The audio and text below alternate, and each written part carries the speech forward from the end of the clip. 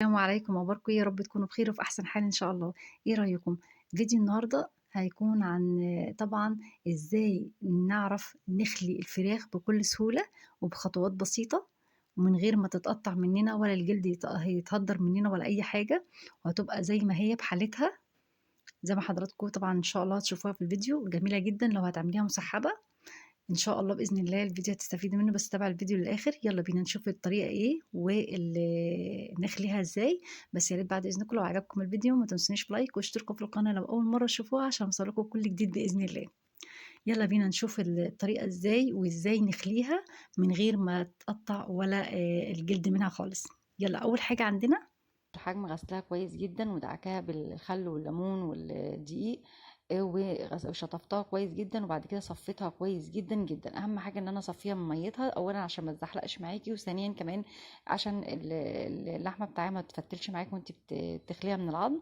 مسكت طبعا الفرخه من النص كده زي ما انت شايفه من ظهرها، مسكت الزور لتحت خالص ونزلت بيها على سلسله الظهر من تحت. وشرط اساسي ان لازم تكون السكينه حاميه معاكي يا جماعه.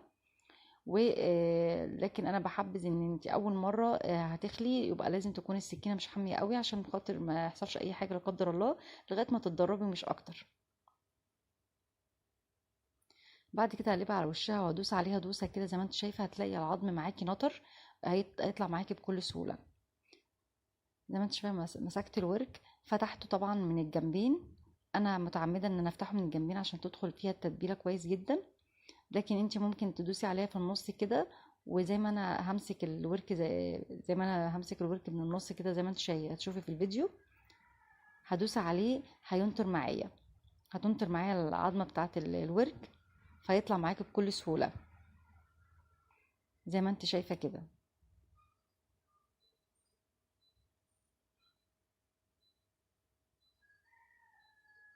اهو.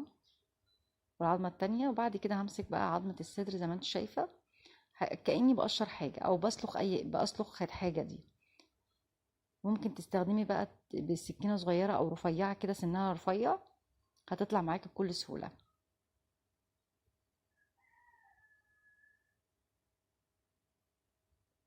هي لفه معايا بصراحه، معلش. زي ما انتوا شايفين كده.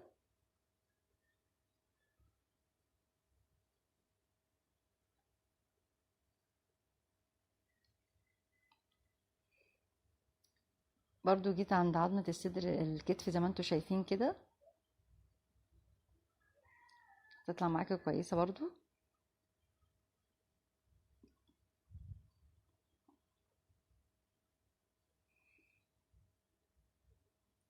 عظمة الكتف اهو، طلعت معايا ما شاء الله، وطلعت معايا ما شاء الله. وصلنا لنهاية الفيديو. يا رب تكون الفيديو إن شاء الله بإذن الله عجبكم واستفدتوا. ولو عجبكم بقى ما تنسونيش بلايك واشتركوا في القناة لو أول مرة تشوفوها، وأهم حاجة دوسي على زر الكل عشان يوصلكوا كل جديد بإذن الله.